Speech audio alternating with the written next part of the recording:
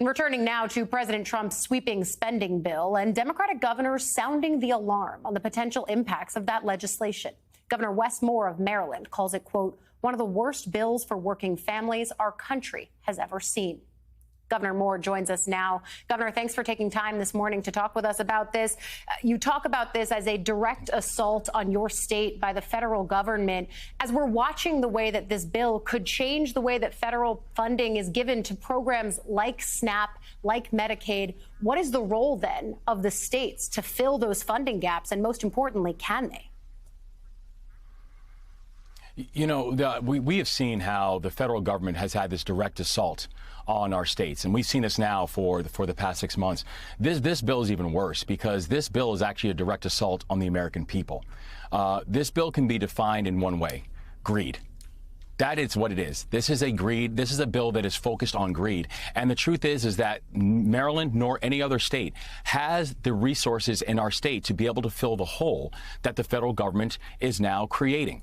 And so if you are a multimillionaire within our state or in our country, congratulations. This bill is a dream for you. But if you are everyone else, this bill is a nightmare for working families. And I am now seeing it on the ground directly with the people of my state. Just last week, I was in the Eastern Shore of Maryland talking about the historic investments that we have made as a state for rural health care. Well, this bill proposes cutting $250 million into Maryland's rural health care industry. Just yesterday, I was at a senior community in Montgomery County talking about how this bill will essentially challenge a quarter. By challenging SNAP, you're challenging about a quarter of Maryland households that rely on food assistance. And oftentimes, these are working families. These are seniors. These are public servants. These are veterans who are relying on this. And the federal government has essentially said, you're on your own because we want to make our country less safe, less healthy, and more debt-ridden. So this is a really bad bill for working families and a really bad bill for the people of the state of Maryland.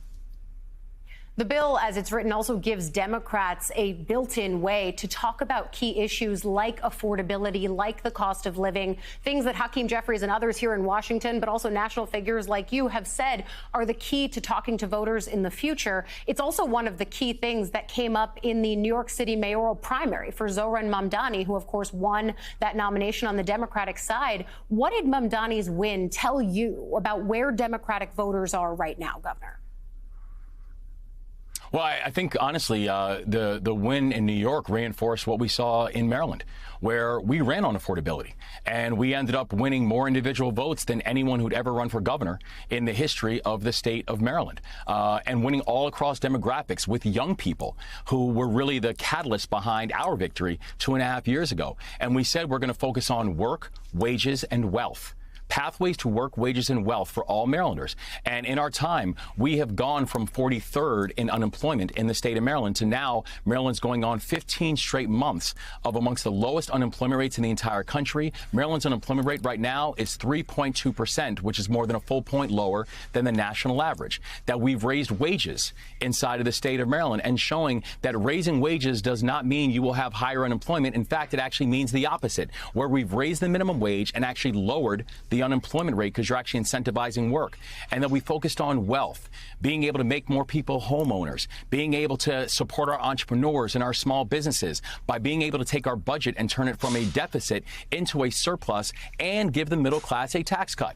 And so we believe deeply in our state, if you can focus on affordability and those three pathways, work, wages, wealth, it's not just the right way to win an election, but it's actually the right way to put together good policies that can make sure that people feel like they're part of the process. Hey, Gov, it's Heilman here.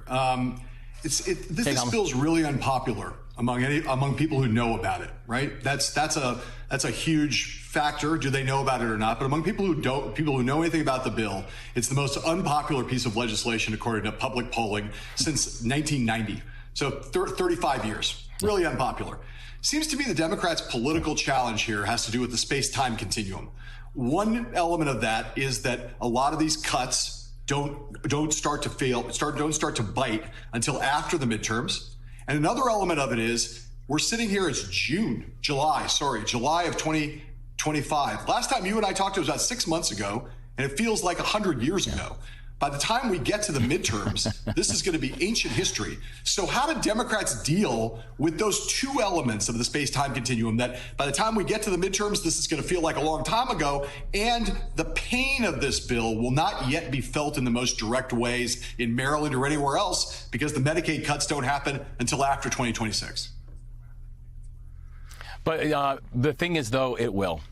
Because when you look at all the details of this bill, when you look at, not just the long-term impacts, but the short-term impacts of how this bill is going to do things, helping to drive up prices on everything that people are buying. When you're looking at what this bill is going to do for energy prices, when the President of the United States, when he and J.D. Vance, who ironically, by the way, was the tie-breaking vote to make sure that people could have their Medicaid cut, despite the fact that he talks about how his mother benefited from the same programs that he just decided to cut.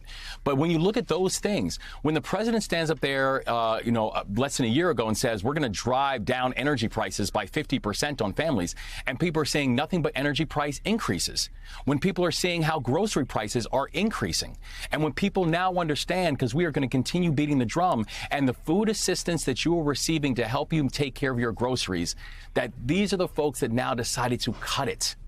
They are not about affordability. They're not about making your life easier. Frankly, this is a bill of greed. This is a bill that will represent the largest consolidation of wealth literally in our world's history.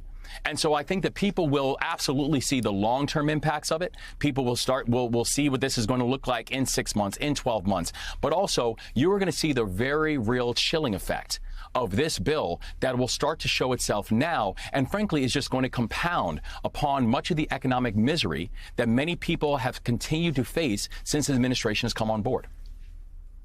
And finally, Governor, I know we've been talking federal policy, but I also want to ask you about a new report from the Baltimore Police Department that shows an historic drop in the city's homicides and non-fatal shootings so far this year. Your reaction to that news? I'm really encouraged. I said when we first came on board that I refuse to be a governor who just sits there and gives eulogies and offers thoughts and prayers while we continue to allow bloodshed in our neighborhoods. Baltimore City, for the 8 years before I became the governor, went 8 straight years of 300+ homicides unabated. And we came in and said we're going to work in close coordination with our local jurisdictions. We're going to make sure we're supporting the mayor and our state's attorneys and our police officers. We made historic investments in local law enforcement, historic investments in increasing technology and predictive analytics, historic investments in local community violence intervention groups.